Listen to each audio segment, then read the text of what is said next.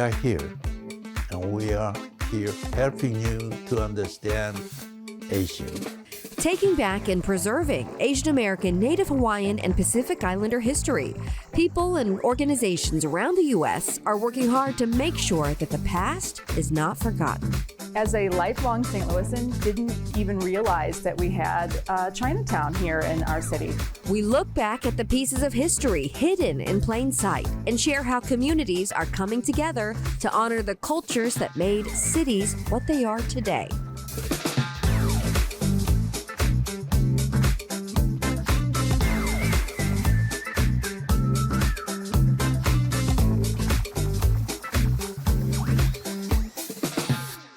May is Asian American, Native Hawaiian, and Pacific Islander Heritage Month. It is a time to celebrate and reflect on the important contributions and roles that members of the AA and NHPI community have played in our shared history.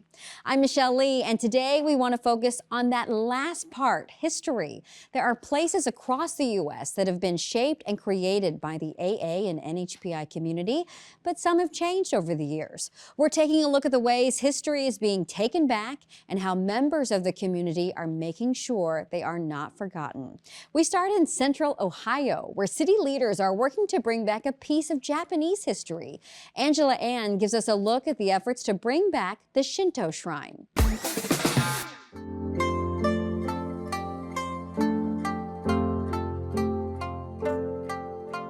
The building was hard to miss.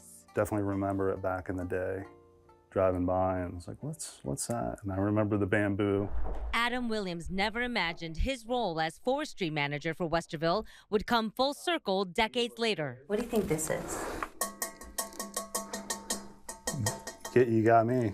These are some of the last remaining pieces of the Shinto shrine before it was torn down in 2004.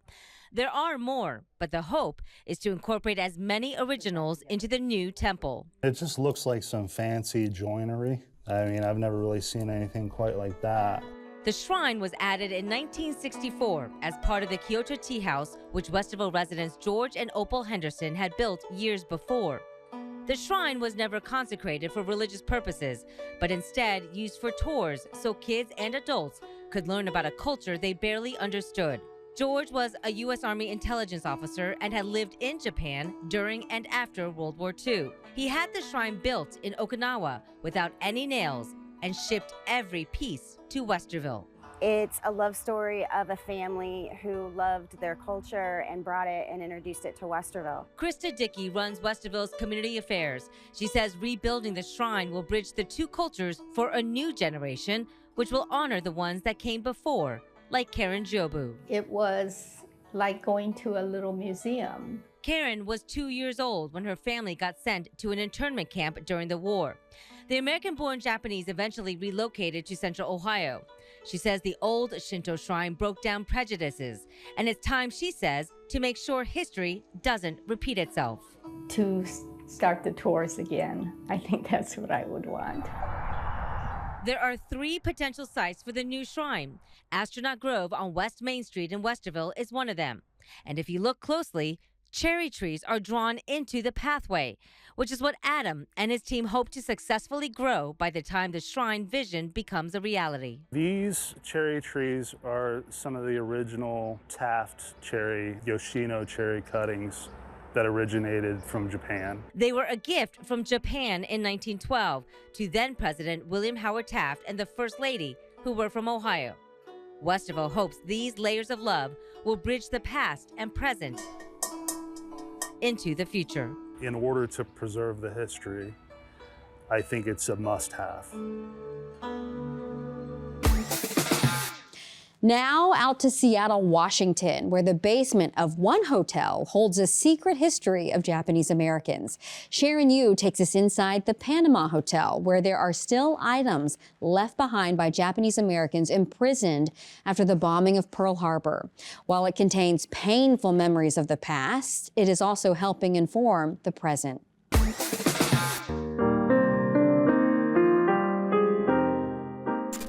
That the Congress declare that since the unprovoked and dastardly attack by Japan on Sunday, December 7, 1941. And every night there were searchlights searching all the barbed wires.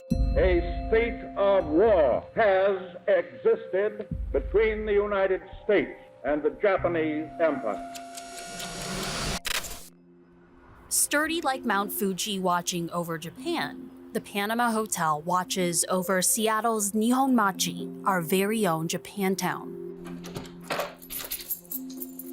Jan Johnson maintains the 102 rooms inside, each one a perfect preservation of the past, open to the public. I'm just passing through like the custodian. Many can tell by its original 40s furniture, carpet, and light-filled architecture that Seattle's Japanese-American history lives in these details. But the basement of the Panama holds secrets only a few know about. 1, 2, 3, 4, 5, 6. Below street level are items left behind by Japanese Americans forced to leave their homes and enter internment camps during World War II. The move was so swift, the Panama Hotel became a temporary storage facility for people in the area. This should all be museum. Johnson had no connections to Japanese Americans 38 years ago when she bought the hotel from its original owners, Mr. and Mrs. Takashi Hori. When I said I wanted to buy it, I had no credit, unemployed, single, female, and Caucasian, was going to buy this building downtown, and never had a hotel or a business. But I just knew it needed to be saved, and it still needs to be saved. It's not just the Panama. Other hotels in the International District hold key narratives for Japanese Americans. This is a picture of our before we returned from camp. 90-year-old Shikichi Takeda grew up in the International District. My parents ran a hotel down there called the Cadillac Hotel, and so that's where we lived. When Takeda was 8, Executive Order 9066, signed by President Franklin Roosevelt, ripped his family away from the Cadillac Hotel and sent them to Hunt, Idaho, to concentration camp Minidoka. Many Japanese Americans from the Pacific Northwest were imprisoned there for years. We were surrounded by barbed wire with sentries, and the sentries were manned by U.S. Army personnel, and their guns were facing in towards us. When the family returned to Seattle after nearly 3 years, they had nothing, nowhere to live. To get back on their feet, they turned to another hotel. This time, a makeshift hotel inside the Japanese language school that's now also a cultural center in the CID. Mom and Dad's 2 bunk beds were put together right here. Nicknamed the Hunt Hotel, it housed over 20 families. What is it like when you come here? Here? Yeah. This is my home out of the camp, so it's nostalgic because it helped me get started in the city life. This one room was the kitchen. Kurt Takeda, Shikichi's son, says he didn't learn about his family's traumatic past in detail until well into his adult life. When Kurt was in school, he says his teachers whitewashed the racism that took place. This was never taught in school. No. I wrote an article in a journalism class when I was a senior in high school, and I said it was a concentration camp. Journalist teacher said it was never a concentration camp. There was never machine guns or guards. Kurt says experiences like that, the rewriting of history, make keeping the truth even more important. Even the stories inside the most modest of Seattle hotels need to be preserved. You leave people with blanks or gaps in the history, and if they don't learn from their previous mistakes, they're going to repeat it. Before World War II, California was home to more than 30 thriving Japantowns, but then they started to disappear and get gentrified after Japanese Americans were placed in internment camps. Today, only 3 Japantowns remain in California, and now there's an effort to revitalize the bustling Japantown that was once in the capital city. Devin Truby has that story.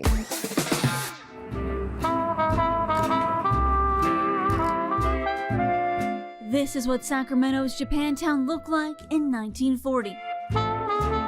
It was a vibrant community located along 3rd, 5th, L, and O Streets. It was Amiko Amy Kamikawa's Wong playground. I grew up right in Japantown, which is on 4th Street. It was so safe. I used to run around all over. We used to play hide and seek till 9, 10 o'clock.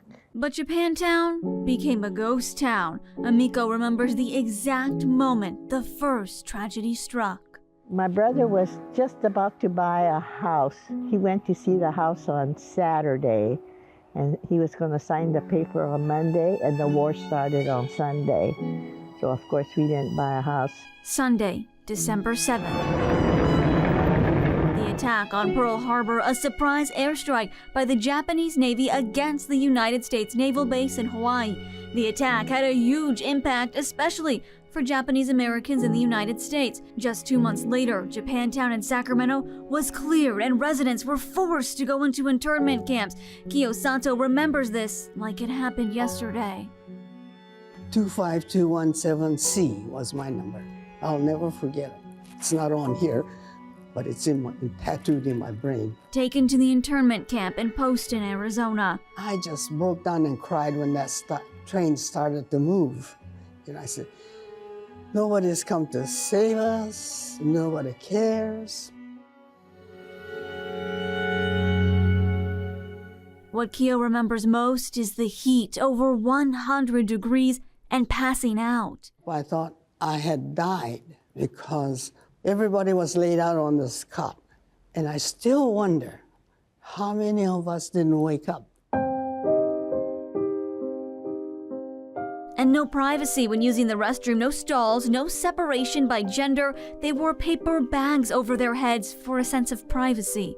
At 100 years old, I still have PTSD from this, toilet thing.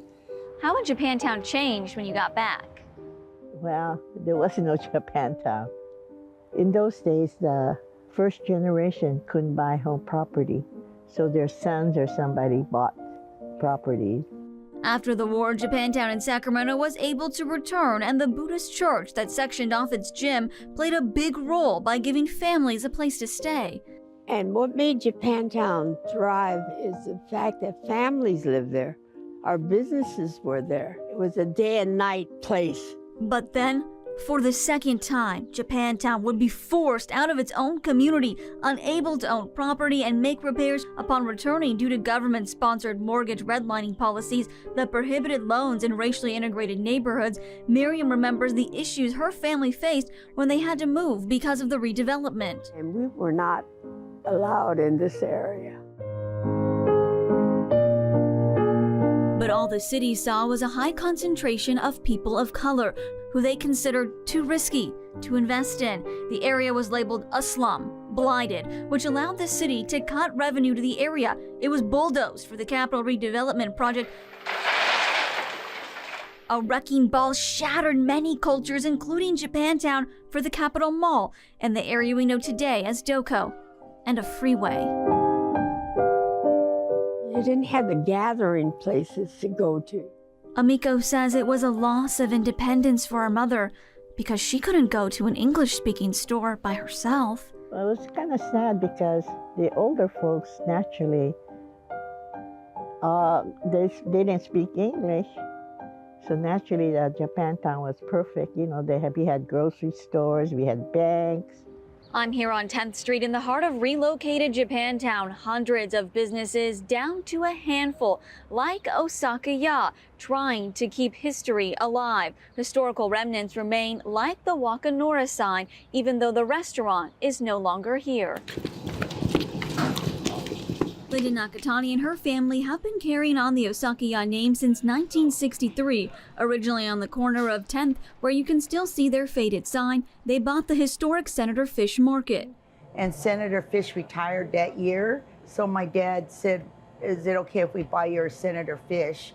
And that's how we ended up coming here in 1997.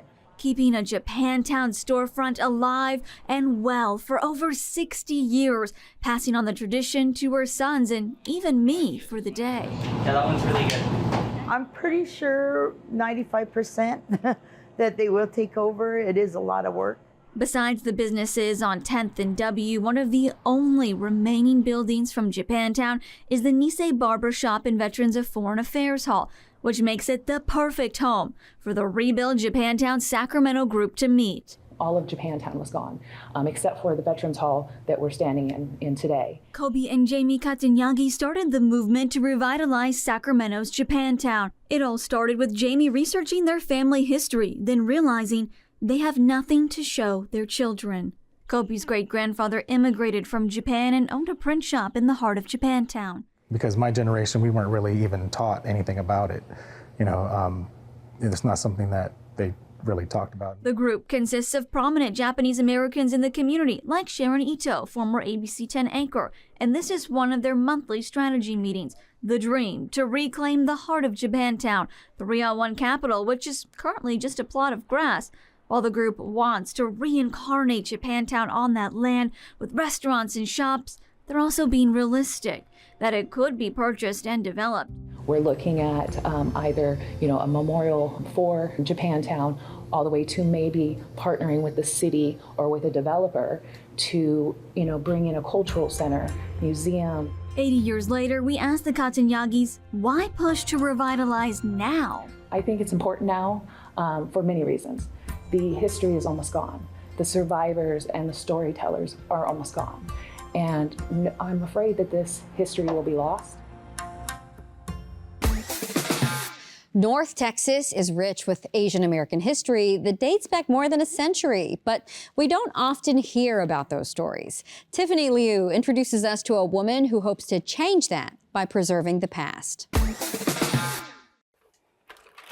It can be tedious work, but if history isn't saved, it will fade and fail to be told. It's why Stephanie Dranka founded the Dallas Asian American Historical Society. For most of her life, Dranka had a gap in her own story. I was adopted from South Korea at the age of 3 months. What the adoption agency told her wasn't the whole picture. I was told that my birth parents were not married and that she might have remarried and not told her family about me, and I could be disrupting it in some ways. But Dranka went to find the truth. She spent 5 years searching for her biological family and found them in 2012. Hearing their story, my birth mother told me that it was my birth father who forced her to relinquish me because he wanted a son. When she was in the hospital holding me, she said that she had wanted to hold me until she died, and his mother took me out of her arms and gave me to the social worker. As Dranka learned about her past, she quickly realized. When you think about Asian American history, people think about it happening on the West Coast, on the East Coast. There is so much here in North Texas. It just needs to be written down. So that's what her team does at the Dallas Asian American Historical Society. They interview local Asian Americans, scan photos and memorabilia. You want to see some of Mr. Parks? Let me pull up his oral history too. And they preserve Texas history. My Korean name is Young Nam Park, but I use my American name, Charles Park. I don't go upstairs often. With 8 decades of stories to share. I was born in 1937, so this birthday will be 86 in North Korea City. Charles Park starts from the beginning. I was born in North Korea when Fred, 1946, which is the North Korea forming the government. His memories of love and loss from wartime. I gone through the Japanese occupation. I gone through the very harsh condition. It led him to the United States and to Dallas for the last 45 years. We need a place where we can call hometown. Park today pushes North Texas to be a haven for Asian immigrants while building relationships with other communities of color. We are here, and we are here helping you to understand Asian. His leadership, his legacy, is saved in the Society's archive. She was all over, running around and took the picture, copy. And to hear it from his voice directly is something that really drives our preservation work. I got this one in 2010. Drenka interviewed Park for hours. It took a long way. His story is history, and one of many already preserved in the 1 year this nonprofit has been around. This is all that we have left. Before it's too late, Drenka wants to empower Asian Americans to know their stories are significant. In Dallas, I'm Tiffany Liu. Chinese rail workers from the 1800s played a big part in making the western United States what it is today. Their hard work on the Pacific Railroad laid the foundation for the growth of the U.S. Stella Sun spoke with one Arizona man who is honoring his family's heritage and contributions to history. The city and mountain views outside of Bob Yen's home reminds him of family. I think about my grandparents, and I think about the lives that they had and the hopes that they had for their family. The hopes and the dream of building a better life is why Yen's paternal grandparents left China. There were times when they didn't have anything. They had no meat, they had no wood, they had no ribbons, they had nothing. But they had each other. His grandfather, moving to Arizona more than a century ago. Arrived in Phoenix, so 1915 he arrived, so this is 20 years later. Pictured behind the wheel of a pickup, showing stacks of flour he loaded up, for decades working at his brother's grocery store in Glendale, called G.W. Singh. I had this in my office where I practice law, and whenever I would have a rough day, I would look at this photograph and think, well, my life is nothing. On Yen's maternal side, his great-grandfather moved to the U.S. even earlier. 150 years ago this year, so in 1874 he arrived. They came here for the opportunities that they thought America offered. Yen's great-grandfather worked as a laborer on the Southern Pacific Railroad from 1887 to 1893, helping lay the tracks connecting San Francisco to Los Angeles. The AFL-CIO labor union estimates between 10 to 15,000 people working on the Transcontinental Railroad were of Chinese descent. Between 1863 to 1869, they estimate more than 1,000 workers were killed on the job. Avalanches, landslides, explosions, falling off cliffs. So it was really dangerous work. The laborers also dealing with prejudice and racism. That they were animals, that they were filthy, that they were lazy. But the truth was, as the contractors discovered, they were the hardest workers. In 2014, the U.S. Department of Labor honored the Chinese rail workers, saying they, quote, laid the foundation for economic prosperity. What they did helped build this country, that they participated in the American story and built America. As Yen reflects on his family's hopes and dreams of building a better life, do you ever get sick of it? No, I never get sick of it. A view Yen looks at every day, he says, and thanks to those before him. My father's youngest sister, who was born here, and she walked into the home, and the first thing she said was, "If only your grandfather could see you now." Stella Sun, 12 News. Sikhism, also known as Sikhi, is the 5th largest world religion, and the oldest Sikh temple in the U.S. is still very active today in Stockton, California. Stockton has been a significant historical hub for the Sikh American community, largely comprised of Indian immigrants from Punjab. The first Gurdwara Sahib, which is a Sikh house of worship, was established in Stockton in 1912. John Bartel takes us to the historical building and shares the important role it played in history.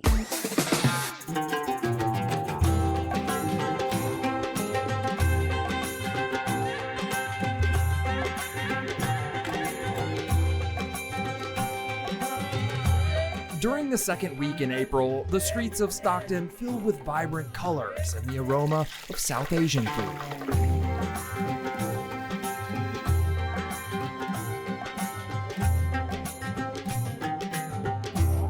This is Vaisakhi, one of the biggest Sikh celebrations in California. And right now we have Sikhs from across the world who came here to gather and celebrate this event. The event honors the spiritual leaders who unified the Sikhs more than 500 years ago and formalized the faith, which focuses on equality of all humankind. People came here to celebrate community, celebrate equality, celebrate love.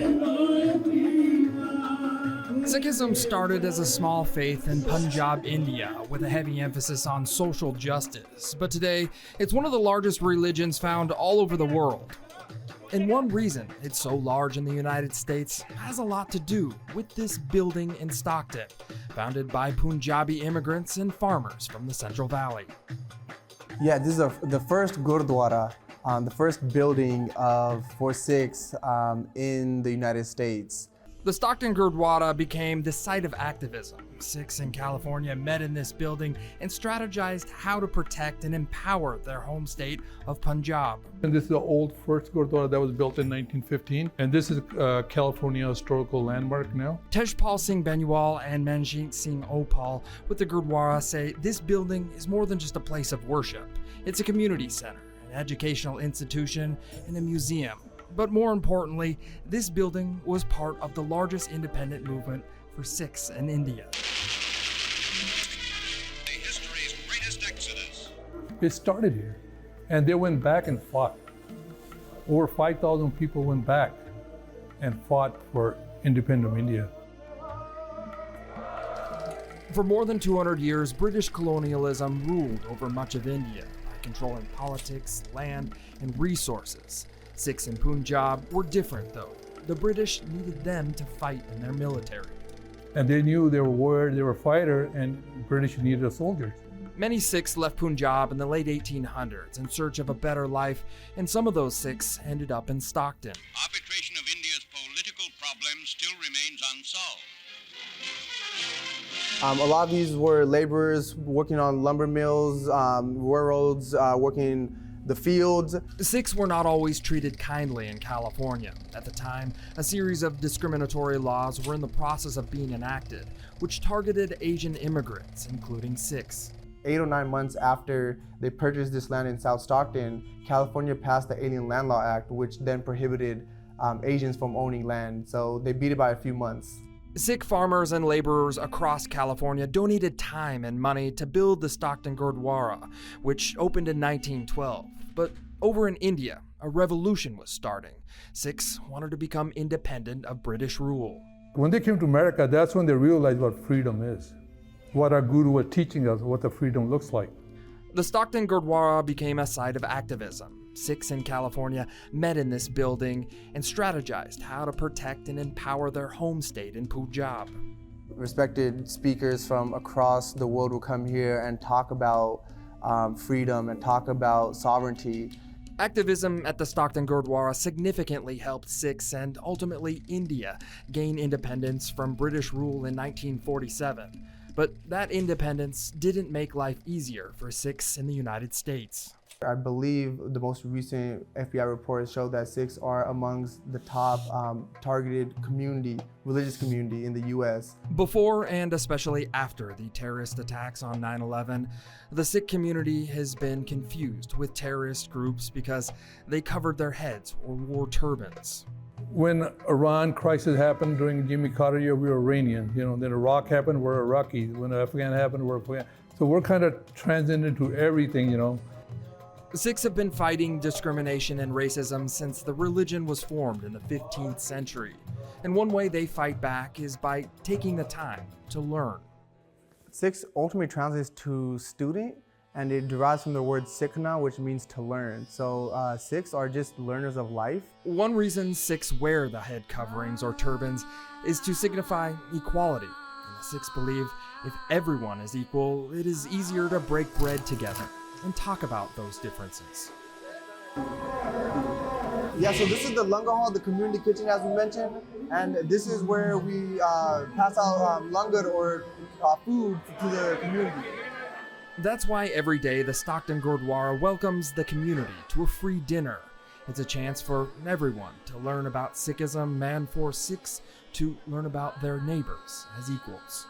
Doesn't matter if they're a doctor, if they're a laborer, an agricultural worker, again, a teacher. Everyone comes together and sits at a common ground and breaks the same meal together.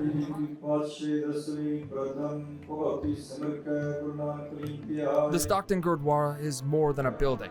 It represents history and freedom for the Sikh community.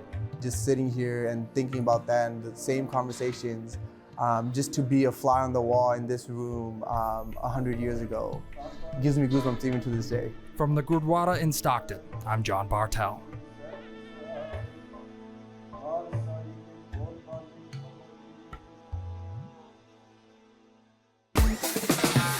You might be surprised to learn the Chinese and Japanese communities both used to have districts in downtown Spokane, Washington. And now the Asian American community is dedicating historical markers to help honor their rich history. Nicole Hernandez has that story. Oh, it's Spokane native Joanne Ferris. It's beautiful. Is seeing the Trent Alley marker in person for the first time. Thank you. You're very welcome. A marker dedicated to remembering Spokane's Japanese American culture. So these are the words that my dad and Ed Tsudakawa wrote many, many years in the 60s. Decades in the making. And this is the translation in Japanese. The plans for this marker started before Expo 74 and are just now coming to life. It's a long time coming, and I'm glad that there'll be this so people can remember. Remember the influence Japanese Americans have had on Spokane. It all started in Trent Alley. Trent Alley was the center of Japanese culture in Spokane, but was demolished to make room for Expo 74. It used to be where the Saranac building in downtown is now, and that's where the marker will be as a reminder. That there were people who worked hard and suffered. It's a story similar to what Chinese Americans lived through too. Chinatown, also a bustling hub of culture in downtown Spokane decades ago, eventually whittled down to nothing after the Chinese Exclusion Act stopped Chinese people from moving to the U.S. Tomorrow, this marker will be dedicated to Chinatown alongside the Trent Alley marker. This is great. I'm so proud. Thank you. Another city that used to have a sort of Chinatown of its own is Memphis. It was on the iconic Beale Street. And now the Chinese American community in the city is working to chronicle and preserve its history that goes back 150 years. Stefan Reels has a look back at the Chinese businesses that took over a part of Beale Street in the 1920s and 1930s. Our Memphis history starts in 1873. According to Emmy Dunn, this is the earliest we can trace Chinese history, coming from a laundry ad in a newspaper. Dunn says a lot of Chinese immigrants came to the Mid-South once work completed on the Transcontinental Railroad. They were still building railroads in the South in Texas, so lots of Chinese came down here. Several immigrants began opening laundromats because it didn't require a lot of money. The first store opened in 1880, the first restaurant in 1894, in and around Beale Street. And so you have a much more diverse customer base. During segregation time, that's where Black people can get some service. At one point, so many Chinese businesses were on Beale Street, a local newspaper referred to that part of it as Chinatown. Consisted of a few stores, grocery stores, 2 cafes, and laundries. It was not a Chinatown per se, as you would think of as in San Francisco or New York. The Chinese business influence reached its height in the 1920s and 30s, but it slowly began to leave Beale Street after Dr. Martin Luther King's assassination. Really, the downtown started to decline after that. And then, really it started to trickle to the suburbs. Today, not a lot of that story remains. That's why the Chinese Historical Society of Memphis and the Mid-South are trying to preserve that history and keep it alive through a new photo exhibit later this month. People in the Chinese community don't even know about our history because many of our newer immigrants came over here over the last 20, 30 years. United States is such a melting pot. It is really everybody have a story. It was lost in plain sight, a Chinatown in downtown St. Louis that lasted nearly a century. It never made the history books, and it barely made the news. But now there is a widespread effort to honor these stories in light of recognizing a city's shared past. 27 photo. A lifelong St. Louisan, Peter Tao is also an accidental historian. So this is the old Chinatown site. His day job as an architect has helped him in this newfound role. This is that building back in the 1920s, I believe. I'm involved in many ways just because someone has to be involved and help represent. Peter is a part of the Chinese Collecting Initiative at the Missouri Historical Society, a group bound together to uncover rich contributions of a century-old Chinatown. The first Chinese-American immigrant to come to St. Louis came here in 1857, right before the Civil War. From 1869 to 1966, Chinatown was right here, from South 7th to South 8th, from Market to Walnut. It was actually destroyed for a baseball stadium project and sat empty as a parking lot for more than a decade. And by that time, the community was long gone. Everyone would just be sitting out in the alley, conversing. It was a community. A community with triumphs like that of a Chinese boy who made the paper for excelling in all-American baseball. The boy's name is Hop Leong. He learned every single pitch literally possible. From laundries to restaurants, Chinatown had gathering spaces, one famously known as the An Leong Merchants and Laborers Association, which even hosted national conventions. There's a deep history going back to 1857 of the Chinese in St. Louis, but no one knows about it. So it needs to be told. If I may, Board Bill number 32, which should be on everyone's desk, is a bill that would authorize an honorary street name, An Leong Way. 155 years later, history that was once buried could soon be seeing the light of day. As a lifelong St. Louisan, didn't even realize that we had Chinatown here in our city. Alderperson Kara Spencer is sponsoring a measure that would honorarily change a portion of 8th Street to An Leong Way after that popular gathering place. And so with that, every board member at the meeting supported the bill's introduction. To me, I'm almost shocked that we haven't done this yet, that here we are doing this. But I'm hoping that with this effort, we can not only educate our policymakers, but provide some signage and really some historical markers that can educate the general public on what was here and to help imagine that history. It may have started serendipitously, but the work has an intentional future, a united vision with new understanding of a shared past. You need to find a community of your own, a safe place. And that is what basically Chinatown became. It's a place where you can band together, look out for each other. Before we go, we want to go out to Mikami Vineyards in California. It is a Japanese-American-owned vineyard that has had roots in the area since 1896. And despite the Mikami family spending time in a Japanese internment camp, a time when they really lost everything, including their freedom, the winery is still going today. Devin Truby is back to share their story of resilience and how the 4th generation of grape growing is keeping the winemaking tradition alive.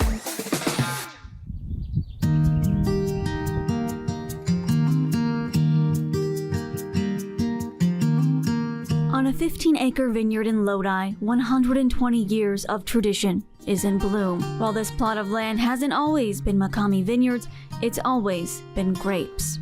For me, it's really about honoring a tradition.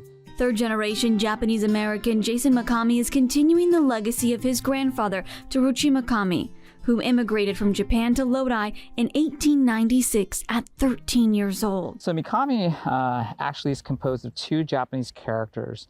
The first syllable, mi, means 3, and kami, in this case, means up. Farming grapes in the areas we know today as Acampo, Woodbridge, Stockton, until 1942. After the Japanese attack on Pearl Harbor military base in Hawaii, Japanese Americans on the West Coast were forced into internment camps. The Japanese Americans all had to effectively give up whatever property they owned to be incarcerated in these camps. And in my father's case, my father and grandfather, they were moved from Lodi to Rower, Arkansas. This is his father, Jim, at the Rower, Arkansas internment camp in 1942 to 1945. His mother, at the time facing another first in U.S. history. She was living in Hiroshima, Japan. Its name many know because it was the city where America dropped its first atomic bomb. And so unfortunately, she was an atomic bomb survivor. She had a brother who passed away immediately during the atomic bomb. He was effectively evaporated when the bomb dropped. And then my mom also suffered burn injuries. As we walk the vineyard, Jason recounts the terrible history that had so much impact on his family. When the McCamys returned from the internment camp to Lodi, things were not the same. Because of various laws at the time, they did not own that property. So they were effectively renting out property. Returning to Lodi with just a train ticket in their hands and whatever they could carry, the McCamy men returned to the only work they've ever known, growing grapes. Whether you call it the immigrant spirit or you call it, the American way, my grandfather and father, they just continue to work as workers, as farm workers. They worked different properties and eventually saved enough to purchase the initial property in the 50s. In the 1950s, the McCamys were finally able to purchase land in Lodi. In 1963, they expanded to where Jason stands today as a result of his father's hard work, 15 acres in Lodi off West Sargent Road. There's a phrase in Japanese or Japanese American, it's called shikata ga nai or shoganai. It basically means you have to sort of bear with it. After his father's passing, Jason took McCamy on a new path. In 2005, they began making wine. My mom always instilled in me that, this is our family land, and so, don't think about selling it. He says it's important to honor traditions so many in his generation have abandoned. There are a lot of Japanese American families farming in this area, but my generation, post-college tended to move either to the Bay Area or other locations and to move out of farming. Winemaking is not an industry many minorities have ventured into. Even Jason admits it was a risk, but one he wanted to take. To be able to see other folks trying to honor their legacies or honor their history is really nice to see. But Jason feels the McCamy story speaks to the immigration policies and inequities polarizing our country today. From a Japanese American perspective, a lot of times what I think about is it's unfortunate that with the immigration policies these days, there's a lot of negative connotations associated with Mexican Americans, etc. And, their story today is no different than my father's story, 50 years ago, in terms of whether it be either forms of racism or having stereotypes put upon you. And so it's really important for us to not relive that history of treating, Mexican Americans the way the Japanese Americans were, during World War II. Same thing for the Muslim Americans as well. For McCamy, keeping his family story alive is very important. To think about what my grandfather had to do to come as a 13-year-old or 14-year-old boy to the United States back in 1896, to what my father had to endure during World War II, and now being able to actually carry on their tradition of grape growing and now producing wines. What keeps him going today and doing this hard work is his family. I think they would be very proud. They would be very happy that I'm continuing to still own and operate the property and try and produce something under our family name. A story that spans 120 years and 3 generations of wine growing. It really means a lot to be able to pass that along to my daughter. The AA and NHPI community has a long history in the U.S., from Filipinos escaping forced labor and coming to America in 1763 to Asian immigrants going to California during the gold rush of the 1850s, from Korean, Hmong, and Vietnamese contributions. There are so many stories in the Asian diaspora that are an integral part of our shared history. So we hope that you continue to learn more about the cultures and history in your area and make sure the past is not forgotten. Thanks for watching this Asian American, Native Hawaiian, and Pacific Islander Heritage Month special. I'm Michelle Lee.